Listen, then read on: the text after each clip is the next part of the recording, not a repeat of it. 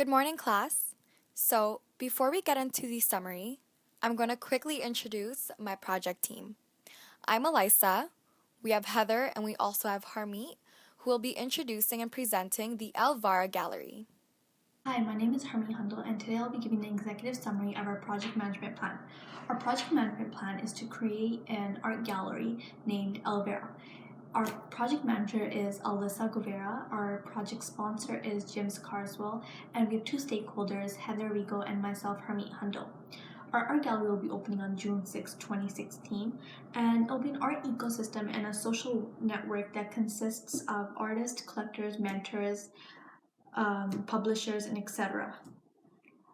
Now I'll be handing it over to Heather to give you an introduction of our art gallery. Hi, my name is Heather Rigo, and we're going to discuss our value proposition in regards to the VARRA Gallery. Firstly, we have a strict 4-month renovation schedule that will begin on March 1st, 2016, and will be complete by July 5th, 2016. To complete the renovation, we have a budget of $1,200,000 that will include 1,008 hours of internal labor hours, $250,000 in external costs, $600,000 in labor costs, $230,000 in equipment, hardware, and software, and $120,000 in other expenses. In order for us to meet our deadline, we will be hiring the most experienced professionals in all trades. Our main goal is to provide a space where artists, including new graduates from George Brown College, can have a space that can be rented for them to display their beautiful artwork, while us making a profit. We will make profits through the purchase of tickets, selling a permanent piece, and any purchases made from the gallery shop. Now, I'm going to pass it to Alyssa, who will talk about identification of stakeholders and the project charter. Hi guys, I'm Elisa, and I'm going to be speaking to you guys about the stakeholders and objectives. So the stakeholders are essentially the people who can affect or be affected by the organization's actions, objectives, and policies. So we have 5 stakeholders. Number 1, we have the artists, of course. They can be recognized as a remarkable artist that is known for recording a historical period through art. Also, they can even make a profit off their own artworks. Number 2, we have the newly graduates of George Brown College. They can create connections and networks, get a head start off their own career path, and also make a profit off their own artwork similar to the artists. We have the customers who can gain a pleasurable experience and advertise the art gallery through word of mouth. Also, they can use a location to hold any events. Fourth one, we have the community who can raise awareness, exploration, development of the contemporary visual arts. And lastly, we have our group, so Heather, Harmeet, and I, who can gain an experience in the overall art project to show future employers. So now we're going to keep continuing, and now we're going to talk about the project charter. So hopefully you guys will get more information and be more detailed in our next slide. VARRA's project charter refers to a statement of objectives in a project. So our purpose is to renovate an art gallery inspired by a neoclassical aesthetic for individuals to rent for visual enjoyment, educational purposes, and more on June 5th, 2016 with a budget of $1.2 million. Our key deliverables are listed as below. So we have the LED lighting, chandeliers, glass protection, chairs, tables, speakers, cash registers, projectors, etc., etc. Our project scope outlines the creation and renovation of the art gallery. So the gallery will be put to use for providing artwork rental service for 3 months through the process of registration.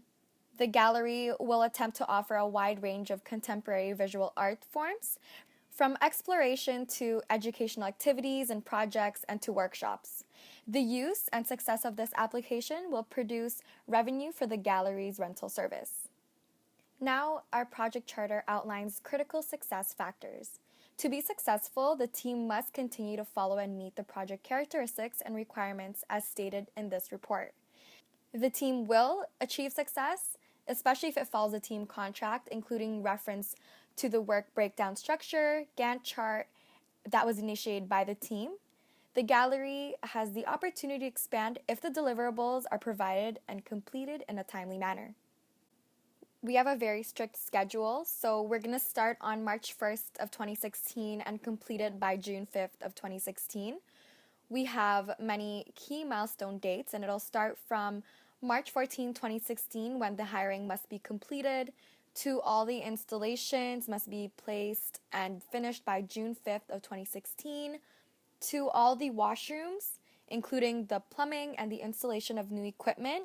It must be finished by June 20th of 2016. And lastly, of course, it must be completed.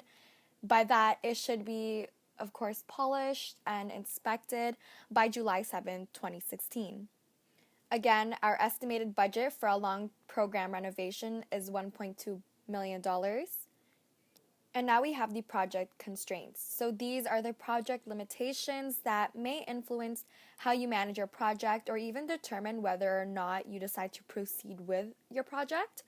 So we have lack of skilled resources. This can cause missing deliverables and delays in the planned schedule. We have poor communication that can lead to misunderstandings, which will potentially harm the overall project due to unsolvable problems.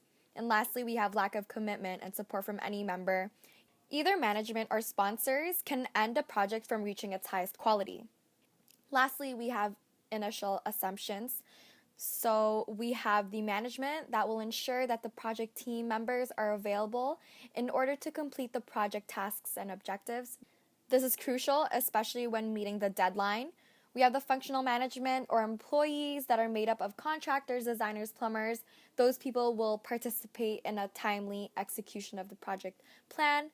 And lastly, we have the project team that will follow the communications plan. Now I will be talking about our work breakdown structure for our art gallery, VARRA. First, we'll be focusing on our planning and supervision, such as planning, budget, disbursements, and coordination. Next, we'll be focusing on our art gallery, so our artists, the number of work from artists, and our artist contracts. After that, we'll be focusing on room and equipment, our site and room, how it will look, our tables and chairs, the amount needed, and how they will be placed, equipment such as display shelves and stands, our music, and decorations. Next, we'll be focusing on guests, our guest lists, our RSVPs for any guests, our invitations, and our advertisements such as flyers, TV ads, and billboards. Last but not least, we'll be focusing on our staff and refreshments, our hosts, our cleanup party, the cooks, bartenders and servers, and our drinks and snacks. Okay, so we're just going to go through our project plan really quickly. I know there's a lot to know and there's a lot to see, but we've provided you guys a visual piece so any visual learners will understand this right away. So in our project plan, we've provided the hiring process, purchase of equipment, removal, venue construction. We even have the lighting installations, technical flooring, washroom renovation. We have the gallery shop renovation, of course, the venue design, and finally our clearance check. So our project plan, it contains the duration of each task, the start dates and the finish dates. We have the responsibility matrix, resource names, who's in charge of what, and we can even look at the example of the venue construction. So that takes within 7 days. It'll start on Tuesday, April 12th of 2016, and it'll finish on Wednesday, April 20th of 2016. So number one, they'll have to frame the walls, which will take 3 days, and then in a day, they'll have to place all the dry walls. They'll have to paste it and then sand all the walls within 3 days, and then prime the walls and paint within a day. And then our milestone will be that the walls must be completed by Wednesday, April 20th of 2016. Now we'll be talking about the project budget and we will be breaking it down. We estimated the cost of our current renovation would be $213,950, where it actually cost $223,700. We had also done a previous renovation of our main bathrooms, which came out to $68,350. Some key deliverables that contribute to the cost of our current renovation was lighting, and we found that for 250 recessed lights at $150 a piece, it would cost us $37,500.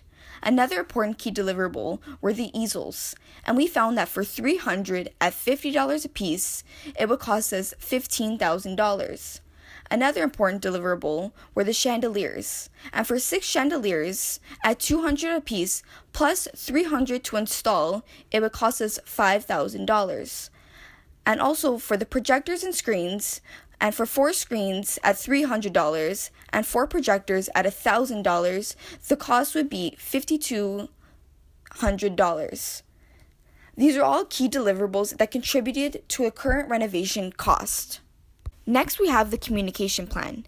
This communication plan was produced to keep the project stakeholders informed of all the project activities. This plan is organized to avoid any mistakes or dissatisfactions relating to the project's financial cost, schedule, or goals. The first stakeholder is the project sponsor, which will have the authority to approve or disapprove, guide management and team to meet his needs, provides funding information. The frequency was a progress report weekly, and the medium used was in class, face-to-face, and Blackboard PowerPoint presentations. Next, we have the project manager, which defines the project, leads and initiates the project, and controls project progress and activities. And we decided that the frequency should be a short, concise meeting bi-weekly. The medium that was used was face-to-face meetings, group chat via text message, and exchange of information through emails. Next, you have the project team, which possesses the skills to produce the project and has the efforts to continue the project. We decided that the frequency should be daily, and this was done through face-to-face meetings, group chat via text messages, and exchange of information through emails. Next, we'll be talking about the key performance indicator.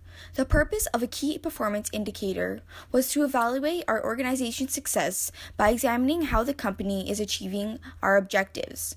One key performance indicator is the location of the gallery renovation being confirmed. Next is registration of artists and new graduates of George Brown College are filled out and complete. Next is team of employees are hired to start and finish renovation. Next is that supplies are yet to be sold at VARRA's gallery shop are chosen and confirmed. And lastly, the project budget and prices are double-checked and confirmed. Next, we'll be talking about the risk assessment form. Our first risk would be time constraints. We felt that the probability would be low, but it could have a high impact. The action would be to transfer work and distribute equally between employees, or hire more people to get the work done in a timely manner. Our second would be conflict of interest, personal life conflicting with project needs. We felt that the probability would be medium and the impact would also be medium. The action is mitigation ensures a sudden motivation which will overall push for successful completion. Our third is that artists not being interested. We felt that the probability would be low, but it could have a high impact. The action is to migrate change of current advertising system to encourage the amount of interested artists. This will overall improve the quality of the pieces in the art gallery. Our fourth would be newly graduates not being interested. We felt that the probability was low, but once again it could have a very high impact. Our action would be to accept this as it encourages expansion. Our fifth one would be a lack of financial resources. We felt that the probability would be low, but once again, this could have a very high impact. Our action would be to mitigate and cut back on certain resources and deliverables. We may need to resort to fundraising or bank loans to help with the financial problem. Our last and final one would be the absence of motivation and commitment. We felt that the probability would be medium, but once again could have a very high impact. Our action would be to mitigate and seek feedback from the team to ensure continued support. In conclusion, our long-term vision for this project is to be the focal center of visual arts exhibition with our community.